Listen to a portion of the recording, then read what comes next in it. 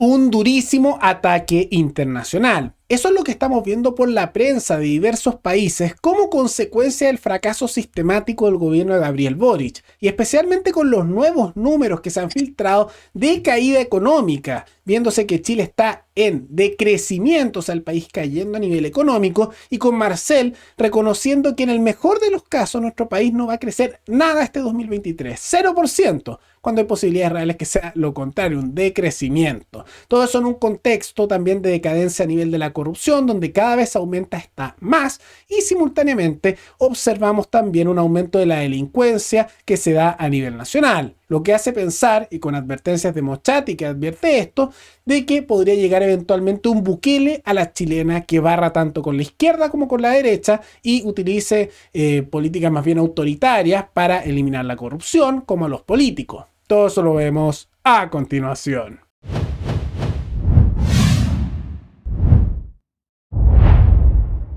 Tal como lo indicamos al inicio del programa, se han dado críticas importantes a nivel internacional en contra de Boric por el fracaso sistemático que hemos visto en todas las áreas, a nivel económico, migratorio, de seguridad, etcétera, en el país. Y eso es un cambio importante porque hasta hace no mucho, los distintos países a nivel internacional y especialmente la prensa de varios países hablaban de Boric casi como si fuera un elegido, el joven que vino a cambiarlo todo, el que viene a arreglar todas las cosas, el que trae los cambios, y le lanzaban muchas flores, lo que no mostraba el fracaso sistemático que ha tenido a nivel nacional. Pero ahora finalmente la prensa se tomó su tiempo, pero a nivel internacional están mostrando cómo son realmente las cosas y le están lanzando duras críticas.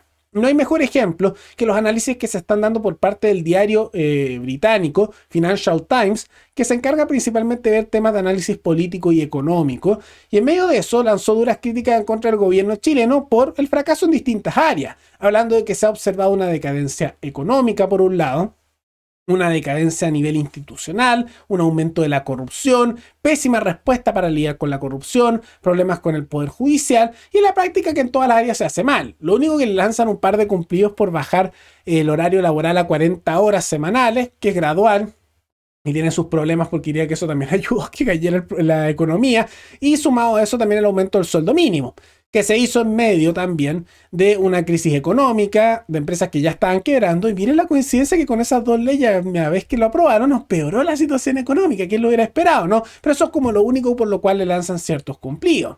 Y se da en un contexto también de un fracaso sistemático de Mario Marcel, que él mismo reconoce que las cosas están mal y no van a mejorar, diciendo incluso que va a haber un crecimiento de un 0%, y eso era que antes él le argumentaba que el país iba a mejorar y estábamos todos súper bien. Recordemos que antes él decía, no, si la cosa está mejorando, se está arreglando, era mentira, ¿no? E incluso justificó el aumento importante del gasto estatal en el presupuesto de este año, que se aprobó ya hace varios meses y que se está aplicando ahora, con la excusa de que ese gastar más plata que iba a salir de nuestros bolsillos iba a mejorar la situación. Era una mentira enorme, y por eso misma, esa mentira, Moschati lo atacó bastante. En 2022, en septiembre, se presentó la ley de presupuesto 2023, la que está rigiendo ahora, y que se planteó que esa ley de presupuesto iba a promover el crecimiento, la inversión pública y privada de la generación de empleo. Ese era el eje. ¿Pasó algo en materia de crecimiento? Lo de Mario Marcel es una vergüenza. O sea, de verdad es una vergüenza. O sea, Chile en este momento está decreciendo, en vez de crecimiento, decreciendo. Ayer en una entrevista en el diario La Tercera, en el suplemento Pulso, dice que en una de esas llegamos a 0, o sea, sin crecimiento. En el empleo resulta que aumenta el desempleo. Es verdad que se crean empleos, siempre se crean empleos porque justamente va creciendo la masa laboral, pero el desempleo ha aumentado.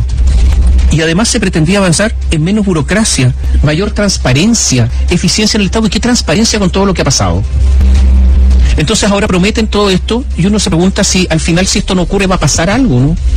¿Existe alguna responsabilidad política o no existe nada? Una crítica muy acertada, tiene toda la razón, ¿no? Y hay que tomar en cuenta que esto se arme una decadencia enorme. Ya para el mes de agosto se supo que hubo una caída de un 0,9% a nivel económico. No un crecimiento de algo, de un 1, no, nada. Caída de un 0,9% en un solo mes. Vemos como cada vez más empresas se están quebrando. Por ejemplo, la gran cadena de comida Pedro, Juan y Diego está preparándose para tratar de salvarse, o sea, en un proceso de reorganización que hacen justo antes de una quiebra, porque están a punto de quebrar. Y mientras tanto, los políticos, ¿qué hacen? Empiezan a contratar más funcionarios tanto en el Estado mismo, en su elemento principal, los ministerios, la presidencia, los que están además vinculados a varios casos de corrupción. Tomen en cuenta también que se ha descubierto que en el año 2022, bajo el primer año de Boric, 2 billones de pesos, una brutalidad, están involucrados en gastos extraños. Corrupción, mal gasto, gasto adicional, gasto innecesario, se robaron la plata, que está vinculado a distintas fundaciones de distintos partidos, pero principalmente el Frente Amplio y el PC. Incluso ahora se están haciendo investigaciones a nivel de militantes del Partido Comunista de Antofagasta e intentos de encubrimiento por los del Frente Amplio diciendo que se tienen que proteger y no hay que hablar, etcétera. Curioso, ¿no? Pero bueno, en medio de toda esa situación, además de toda esa decadencia económica y corrupción, ¿qué hacen estos políticos? Principalmente vinculados a lado y lado, pero principalmente al Frente Amplio y PC, contratan además en el Estado principal en las municipalidades. Por ejemplo, en la comuna de Santiago, dirigida por la comunista Iracy Hasler, ya han contratado a más de 900, lo que lleva a su gestión, empleados públicos solo en esa comuna, adicionales, pagando un total de 930 millones de pesos mensuales para mantenerlo. Una brutalidad, ¿no? Una brutalidad, gran cantidad de dinero. ¿De dónde sale eso?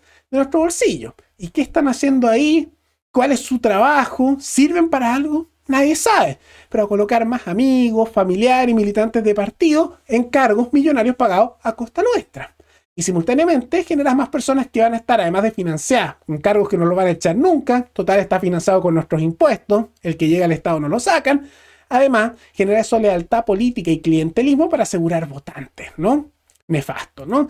Y ante toda esa decadencia, sumado también a una situación de inseguridad enorme, donde incluso vemos que el Tren de Aragua y otros grupos narcos, como también la corrupción, siguen en aumento a nivel nacional. E incluso se llegó a saber que por años actuó en Chile el fundador del Tren de Aragua y no tenían ni idea la seguridad chilena. Y ahora se sabe que está volviendo a nuestro país para instalarse definitivamente, luego de irse de Venezuela, escapar de una cárcel que había ahí.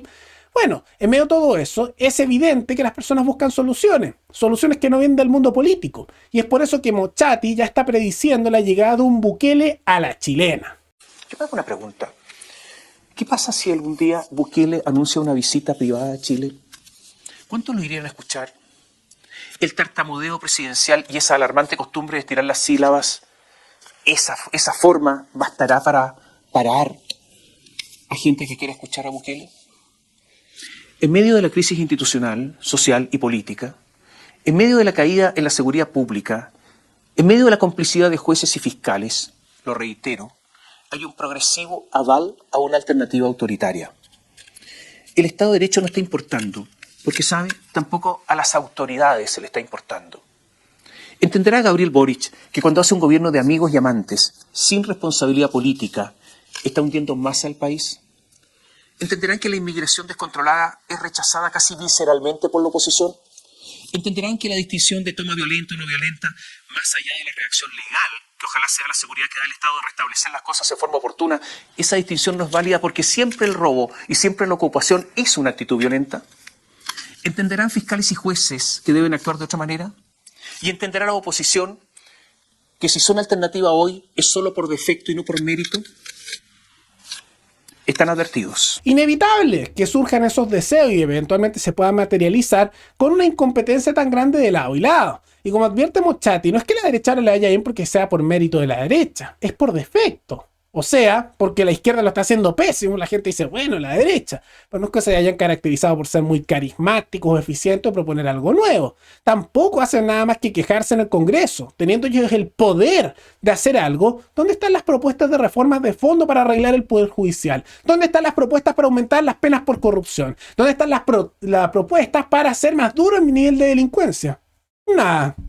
¿Dónde están las propuestas para disminuir el tamaño del Estado? Nada. Se dicen oposición. No hacen nada. Bueno, nada más que hablar, siendo que teniendo ellos el poder de hacer actos. Es entendible que gente que no tiene el poder de hacer nada, hable. ¿Qué vamos a hacer los que no tenemos poder? ¿Qué pueden hacer ustedes o yo a nivel de cargos? No tenemos cargos de nada, pero ellos tienen la facultad de proponer leyes, reformas constitucionales, y no hacen nada. pura palabrería. ¿Para qué? Para mantenerse en el cargo, poner sus favores, colocar también a los de partido amigos en cargos públicos y después hablar como si fueran oposición cuando no lo son. Maravilloso, ¿no?